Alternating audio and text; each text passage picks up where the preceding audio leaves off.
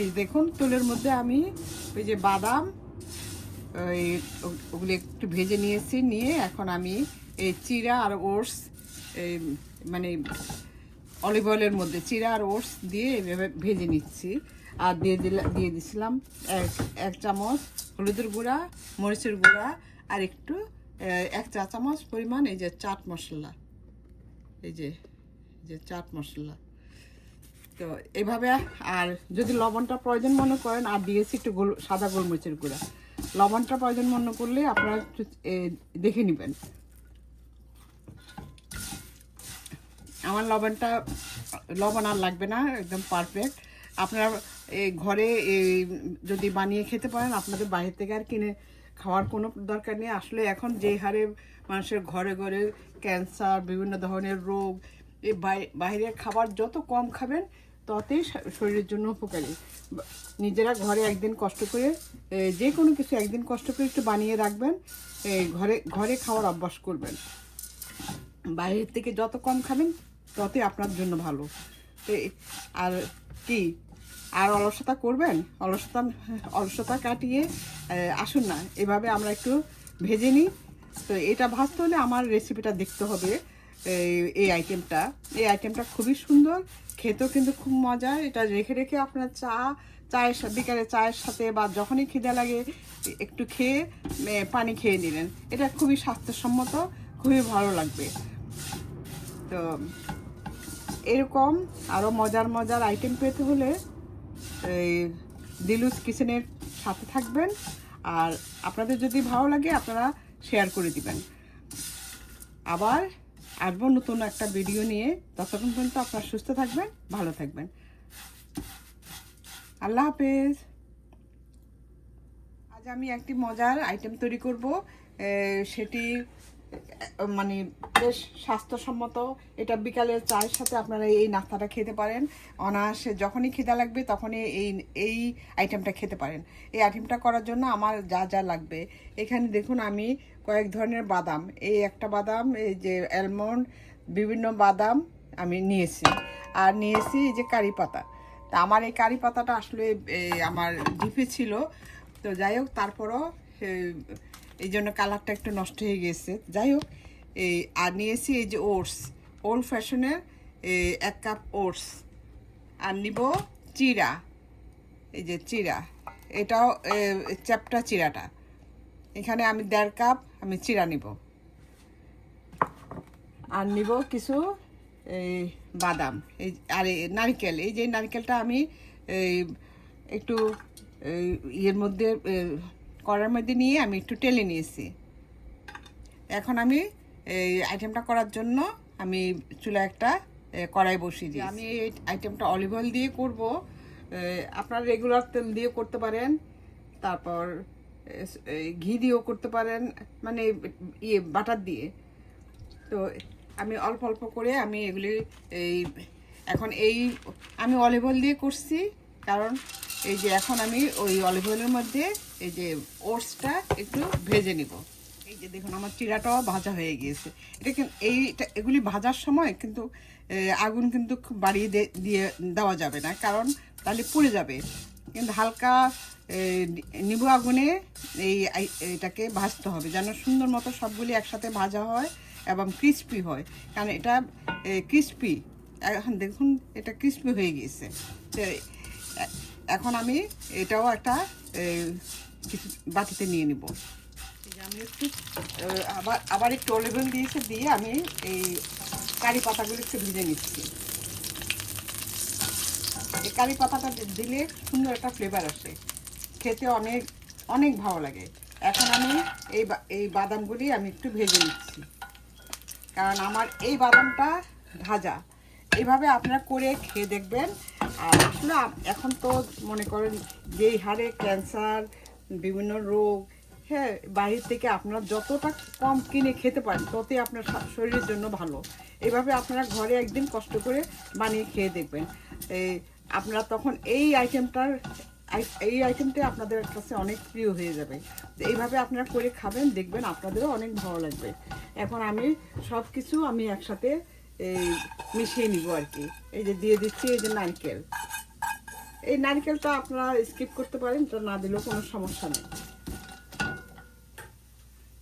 যারা একদম মানে হেলদি খাবার চান, অনেক সময় অনেকে আছে নারকেলে বিভিন্ন রকম প্রবলেম হয়, তো নারকেলটা আপনারা স্কিপ করতে পারেন। এখন আমি দিয়ে দিচ্ছি স্বাদ মতো এই যে একটু মরিচের গুঁড়া, লাল মরিচের গুঁড়া আর হলুদের গুঁড়া। আমার এই কারি পাতাটা আগে ঘরে ছিল, ডিপে ছিল, সেই কারণে কারি পাতার কালারটা সুন্দর আসে নাই। আপনারা ফ্রেশটা দিবেন, দেখতে ভালো লাগবে।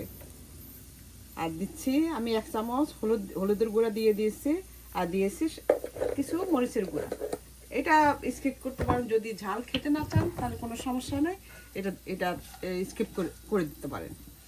তা আমার কাছে একটু ঝাল হলে ভালো লাগে। আর দিব কিছু চাট মশলা, এই যে চাট মশলাটা দিব।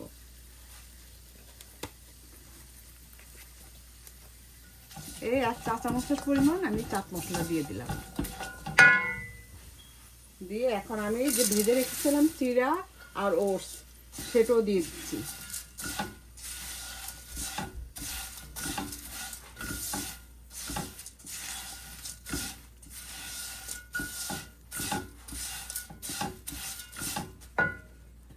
আর দিয়ে দিচ্ছি ওই যে বাকি বাদামটা। আর আমি চিড়া ভাজার সময় কিছু লবণ টবণ দিয়েছি, আপনারা চাইলে লবণটা মানে চেক করে তারপর দিবেন। তারপর আমি এখন দিয়ে দিচ্ছি কিছু এই যে সাদা গোলমরিচের গুঁড়া।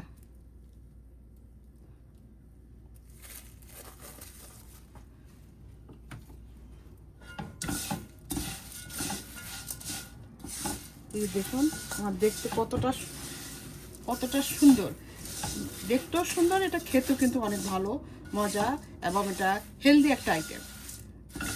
কারণ আমি যেটুকু দিয়েছি আমি খুব অল্প অল্প এই তেলের মধ্যে এগুলি ভেজেছি, সেটাও অলিভ অয়েল। তো আপনারা এভাবে বানিয়ে বয়ম ভরে রেখে দিবেন, রেখে যখন ইচ্ছে যখনই খিদে লাগে তখনই এটা কিছু খেয়ে পানি খেয়ে নেবেন, দেখবেন আপনার খিদাটা মিটে যাবে। আর এটা খুবই ক্রিস্পি, আপনারা নিজেরাই দেখুন, দেখতে কতটা সুন্দর দেখা যাচ্ছে। এইভাবে আপনারা বানিয়ে অলসতা না করে একদিন একটু বানিয়ে খেয়ে দেখবেন। একদিন বেশি করে একটু বানানোর পর আপনারা এটা রেখে অনেকদিন রেখে খেতে পারবেন, আর ক্রিস্পিও থাকবে। যে হয়ে গেল আমার এই মজার চিড়া এবং ওটস মজার একটা আইটেম। এটার নাম কি আমি আসলে নামটা ঠিক বলতে মানে দিতে পারছি না, কারণ এটা আসলে আমার রেসিপি, যার কারণে আমি হ্যাঁ কিছুটা অবশ্য আমি আরেকজনের ইয়ে থেকে নিয়েছি, আর বাকিটা এই যে আমি এখন আমার ঠান্ডা হয়ে গিয়েছে। এই যে ওটস আর বাদাম চিড়ার আইটেমটা এখন আমি একটা বয়মে রেখে দিচ্ছি, যখন মন চাবে তখনই বের করে খাবেন। বাইরে থেকে না কিনে এইভাবে ঘরে বানিয়ে আপনারা রেখে দিতে পারেন। এটা হেলদি একটা আইটেম, স্বাস্থ্যসম্মত। আর এছাড়া তো বাইরের জিনিসটা যত কম খাওয়া যায় ততই ভালো, কারণ এখন যে হারে মানুষের রোগ বালাই আরম্ভ হয়েছে, ঘরে ঘরে এখন ক্যান্সার, তারপর বিভিন্ন ধরনের রোগ, বিভিন্ন ধরনের সমস্যা।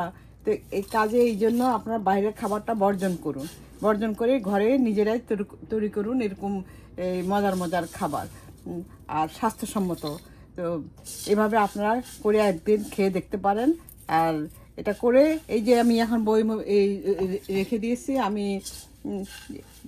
অনেক দিন রেখে খাবো, প্রায় 1 মাসের মতো থাকবে, কারণ খিদা লাগবে একটু বের করে খাবো। তো আর বিকেলে চায়ের সাথেও এই আইটেমটা খুবই মজার, খুবই সুস্বাদু। আপনারা এইভাবে বানিয়ে খেয়ে দেখবেন, আপনাদেরও ভালো লাগবে। আর যদি ভালো লাগে তাহলে আপনারা শেয়ার করে সবার মাঝে দিয়ে দিবেন, যেন সবাই দেখতে পারে এবং এটা করে নিতে পারে।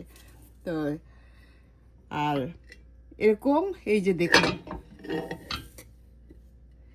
এরকম মজার মজার আইটেম পেতে হলে দিলুস কিচেনের সাথে থাকবেন।